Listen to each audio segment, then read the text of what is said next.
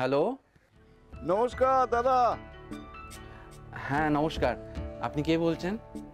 আগে আমি সঙ্গে থাকলে বৃহস্পতি আর আমার নাম বাচস্পতি।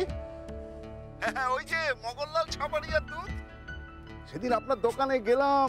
বুঝেছি, বলুন। বলছিলাম দাদা, এই সেদিনকে যে অফারটা দিয়ে এলাম সেটা নিয়ে কিছু ভাবলেন? না, ভাবিনি। আপনি দয়া করে ওই কাগজটা এসে নিয়ে যাবেন। ও মা, আপনি সই করে রেখেছেন? না করিনি আর করবও না।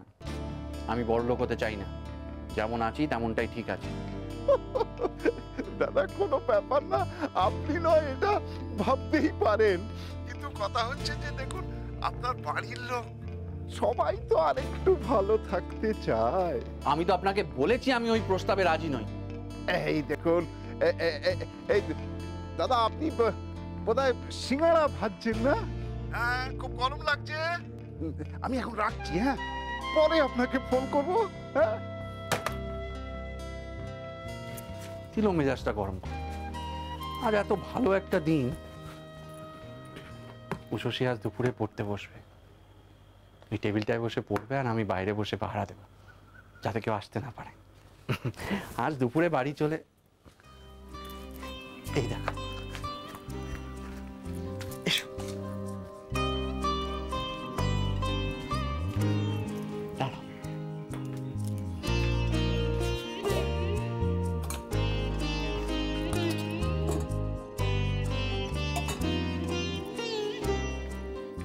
এই নাও, একদম গরম গরম রসগোল্লা, এই মাত্র নামালাম।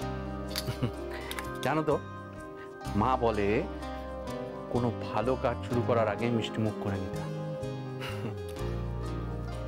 নাও, আজ পড়াশোনা শুরু করার আগে মিষ্টি মুখ নাও।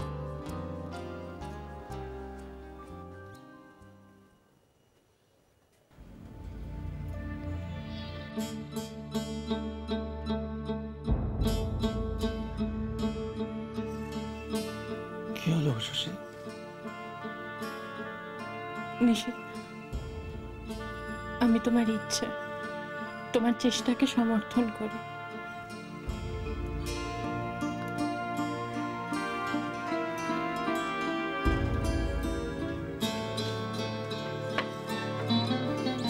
আমার বাবা মা আমাকে নিয়ে যে স্বপ্ন দেখেছে, সে স্বপ্নের আমি যোগ্য সম্মান দিতে পারিনি, কিন্তু তুমি বারবার চেষ্টা করেছো সেই স্বপ্নটাকে বাঁচিয়ে তোলা। কেন তুমি এসব বলছো শশী? নিশিত, ওই স্বপ্নটা এখন পুরোপুরি মিথ্যে হয়ে গেছে।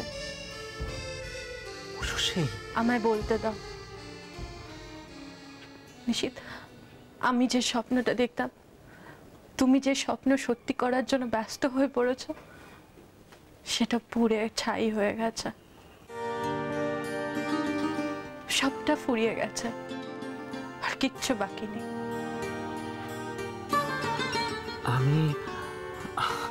আমি তো কিছু বুঝতে পারছি। ওটা ওখানেই থাক।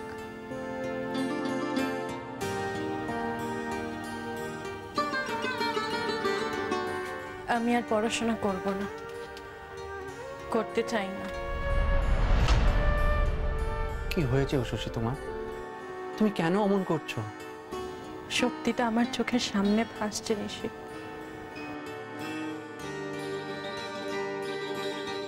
কোনটা সত্যি শশী? তুমি পড়তে চাও এটা সত্যি না? না, সত্যি হলো এটা। ওই যে বাড়িটা, ওই বাড়ির আমি বড় বউ, ওটাই আমার দুনিয়া, আমার সীমানাও ওটাই। ওর বাইরে আমার বেরোনো হবে না। কষ্ট হলেও আমাদের এটা মেনে নিতে হবে, এটাই সত্যি। না শশী, শশী ঠান্ডা মাথায় আমার কথাটা শুনো। সত্যিটা মেনে নিতে শেখো নিশিত। এই সত্যি বদলাবার না। আমি আসি। কোথায় যাচ্ছ? আমার একমাত্র দুনিয়া যেখানে, বাড়ি। দাঁড়াও শশী। উষসী, এসো, তোমার সাথে আমার কথা আছে, এসো। উষসী, এখনো কিছু শেষ হয়ে যায়নি, তুমি এইভাবে সবটা শেষ করে দিতে পারো না উষসী। যে স্বপ্ন সবকিছু ভেঙে দেয় সেটা আর না দেখাই ভালো। উষসী, আমি জানি তোমার কাছে তোমার ওই স্বপ্নটাই সব। আমি এটাও জানি তুমি রাস্তায় যেতে যেতে কখনো কোনো সুন্দর শাড়ি দেখে দাঁড়িয়ে যাবে না, কিন্তু কিন্তু ওই পুলিশের পোশাকটার জন্য তুমি অনেক দূর যেতে পারো। পারো না, পারতাম। ওগুলো আর আমার জন্য নয় নিশিত। সব স্বপ্ন সত্যি হয় না, ওটা ঘুমিয়ে ঘুমিয়ে দেখাই ভালো। ঘুম ভাঙলে যে স্বপ্নটা বড্ড কঠিন হয়ে যায়। উষসী, আমি তোমার মতো এত ভালো কথা বলতে জানি না, এত জ্ঞান পড়াশোনা আমার নেই, কিন্তু এই কথাটা আমি বুঝি যে স্বপ্ন আছে বলেই আমরা বেঁচে আছি। আমি তোমার ইচ্ছেকে এভাবে নষ্ট হয়ে যেতে দেবো না উষসী। কেন কেন তুমি এভাবে বলো নিশিত? আমার খুব কষ্ট হয়, মাঝে মাঝে নিজের উপর এত রাগ হয়। মা যেমনটা চেয়েছে আমি তেমনটা নই, তুমি যেমনটা চাইছো আমি তেমনটা হতে পারছি না।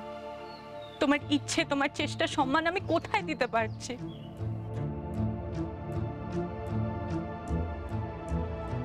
সবার মন রাখা যায় না উষসী। মা তোমার ভালো চান, আমিও মাকে ভালোবাসি, এই কথাটা যেমন ঠিক এটাও তো ঠিক উষসী যে আমিও তোমাকে জানি নিশিত, সেই জন্য তো আমি আরো কষ্ট পাই। আমি জানি আমার সিদ্ধান্ত তোমাকে আরো কষ্ট দেবে। তোমাকে কষ্ট দিয়ে তো আমিও ভালো থাকবো না, কিন্তু এছাড়া তো আমার আর কোনো পথ নেই। উষসী, ইচ্ছে থাকলে উপায় থাকে না, আর উপায়গুলো যখন বারবার চলে যায় তখন আর ইচ্ছেও থাকে না। না নিশিত, আমি আর পড়াশোনা করব না। হ্যাঁ প্রীতা, হ্যাঁ আমি বেরিয়ে গেছি, হ্যাঁ প্রায় পৌঁছে গেছি। তুমি পৌঁছে যাও, নাও আসতে পারো না, তাও একবার চেষ্টা। আজ থেকে আমরা এ নিয়ে আর কোনো কথা বলবো না। আমি পড়তে চাই না, এটাই আমার সিদ্ধান্ত। হ্যাঁ হ্যাঁ ঠিক আছে ঠিক আছে। হ্যাঁ দাদা দাদা। আরে বিতান বাবু, আপনি?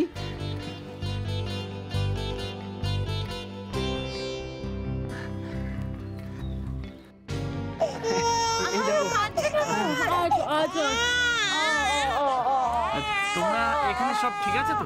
হ্যাঁ হ্যাঁ, সব ঠিক আছে। চলুন না, চলুন বাড়িতে চলুন। আসুন, আসুন। আমরা বাড়ি যাবো।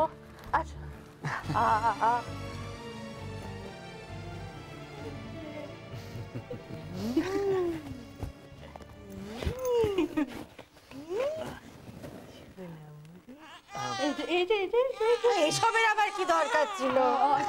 দোলের দিন আসলে পারতেন, খুব মজা হতো। না আসলে ওকে নিয়ে ওই দিন বেরোতে পারিনি, রাস্তায় যদি কেউ রং টং দিয়ে দেয়। সে তো চিন্তার ব্যাপার, ছুটির দিন ছাড়া আপনাদের বলি কি করে? বসুন না, আসুন আসুন। দাদা, চাকরি ছেড়ে আপনি চলে এসেছিলেন, চাকরি আবার পেয়ে গেছেন?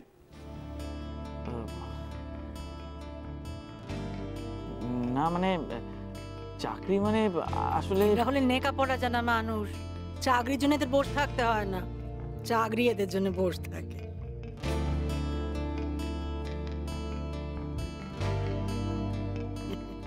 বিয়ানেরও না কেন? না, আসার আগে বাবা বললাম চলো, কিন্তু সত্যি তো, আপনি বৌদিকে নিয়ে এলে পারতেন বিতান বাবু।